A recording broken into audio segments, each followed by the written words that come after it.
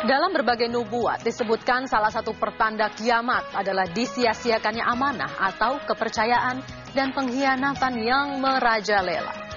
Ini yang menakutkan saya. Tersia-sianya amanah oleh para penguasa. Misalnya saja seorang hakim yang tidak jujur dalam menjatuhkan vonis karena tergiur suap miliaran rupiah.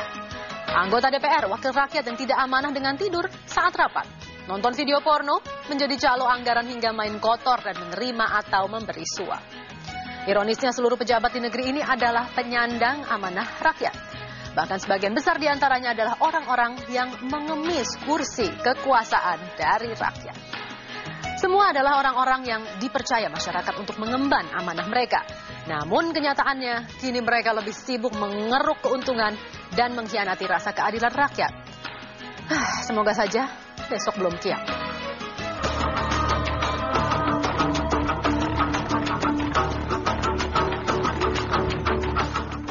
Tidak terbukti secara sah dan meyakinkan bersalah melakukan tindak pidana korupsi. Satu coretan hitam kembali menodai wajah negeri ini. Seorang hakim kotor dan kuratornya tertangkap basah menerima uang ratusan juta rupiah, serta puluhan ribu lainnya dalam bentuk mata uang asing. Hakim Pengadilan Negeri Jakarta Pusat, Syarifuddin, telah menerima uang diduga terkait dengan proses penjualan 2 aset tanah milik PT Sky Camping Indonesia di Bekasi, masing-masing senilai 16 miliar rupiah dan 19 miliar rupiah. Memang menurut peraturan, penjualan aset perusahaan yang pailit harus persetujuan hakim dan entah kebetulan atau tidak, Syarifuddin adalah hakim pengawas kepailitan PT SCI. Jadi mungkin Syarifuddin menilai wajar jika ia mendapatkan porsi keuntungan dan penjualan PT Aset SCI yang pitangan. Kursi kekuasaan sebagai hakim telah membuat timbangan keadilan berat sebelah. Di mana salah satunya penuh dengan uang haram. Namun itulah Haji Mumpung. Mumpung berkuasa, mumpung belum pensiun, mumpung masih menduduki kursi hakim dan akhirnya terkena kutukan kursi jabatan. Hakim Syarifuddin menambah panjang daftar hakim dengan perilaku buruk karena menerima uang dari pihak yang berperkara. Padahal, baik secara undang-undang, apalagi norma dan aturan agama, perbuatan keji ini sangat dilarang. Sebelumnya, ada pula Hakim M. Asnun dari Pengadilan Negeri Tangerang yang telah memberi vonis bebas bagi mafia pajak Gayus Halemuan Tambunan. Asnun meminta dan menerima uang dari mafia pajak Gayus Halemuan Tambunan senilai 50 juta rupiah. Menjijikkan. Ada lagi, Hakim Ibrahim dari Pengadilan Tinggi Tata Usaha Negara Jakarta yang telah divonis 3 tahun penjara karena tertangkap tangan menerima suap 300 juta rupiah. Alasannya, uang tersebut akan dipergunakan untuk pengobatan dirinya. Demikian pula dengan Hakim Herman Alositandi dari Pengadilan Negeri Jakarta Selatan yang diganjar hukuman 4 tahun penjara karena telah memeras, sekali lagi, memeras saksi perkara jam sostek. Itu baru hakim. Masih ada penegak hukum lainnya yang bermasalah dengan kursi jabatan yang didudukinya dan akhirnya juga terkena kutukan. Sebut saja Jaksa Sirus Sinaga, seorang jaksa yang meneliti kasus Gayus Tambunan dan diduga telah membocorkan rencana tuntutan saat Gayus disidangkan di Pengadilan Negeri Tangerang. Akhirnya, ketika itu, Gayus pun divonis bebas oleh hakim. Yang menarik adalah, di saat yang bersamaan, Sirus Sinaga juga menuntut mantan Ketua KPK Antasari Ashar dengan tuduhan pembunuhan. Bahkan, ia membacakan dakwaan cabul dengan vulgarnya di depan umum. Padahal, cara ini dinilai banyak orang tidaklah etis.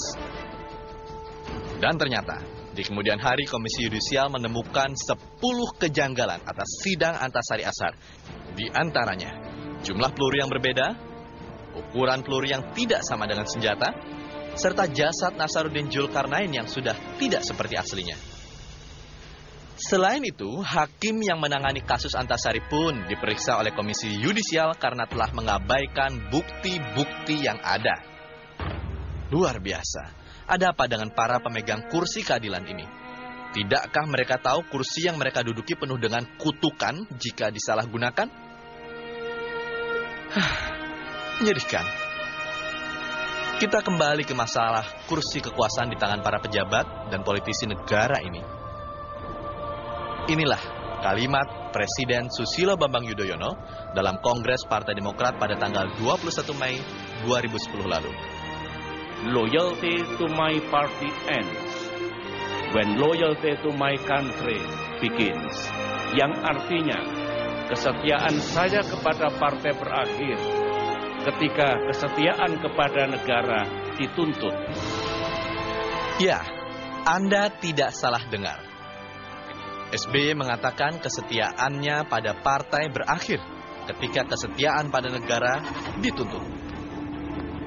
Ini sama artinya dengan kesetiaan SBY sebagai Ketua Dewan Pembina Partai Demokrat ini harusnya berakhir ketika negara menuntut kesetiaannya lebih banyak.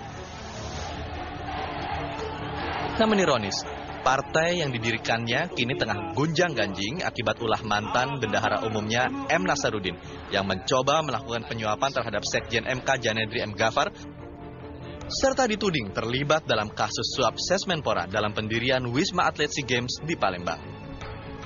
Hingga akhirnya SBY pun turun tangan dan memecat Nasaruddin dari posisinya sebagai bendahara umum partai. Selesai sampai di sini? Ternyata tidak. Kasus pun terus bergulir hingga akhirnya muncul SMS gelap yang dinilai fitnah dari orang yang mengaku sebagai M. Nasaruddin sehingga SBY pun harus menanggapinya. Fitnah yang dilemparkan oleh seseorang di tempat yang gelap, dari hati yang gelap, itu memang sungguh keterlaluan. Fitnahnya menyerang, menghina, dan melecehkan pribadi saya. Saya mengatakan kali ini dengan bahasa terang, mereka itu tidak bertanggung jawab, tidak kesatria, pengecut, karena tidak menampakkan diri. Tanggapan SBY atas SMS fitnah ini pun menuai reaksi. Bahkan sebagian menilai Presiden terlalu berlebihan menanggapi SMS gelapnya ini. Tudingan pun belakangan mengarah pada Mr. A. Tidak main-main. Wakil Sekjen Partai Demokrat Ramadhan Pohan menuduh Mr. A adalah politikus lama, namun baru dalam isu politik yang ingin menghancurkan Partai Demokrat. Pertanyaannya, siapakah Mr. A? Apakah angin, air, api, ataukah gelap? Aksi Ramadhan Pohan ini tak urung menuai keresahan banyak politisi dan menilainya sebagai upaya mencari kambing hitam dan sangat tidak jantan. Kursi-kursi kekuasaan memang penuh dengan kutukan. Bisa membuat nyaman jika diduduki dengan semestinya, atau malah sakit jika terlalu banyak pola. Pemirsa, adakah pejabat yang benar-benar bersih dan berani melawan arus kekuasaan di negara ini? Sesaat lagi di Metro Highlights.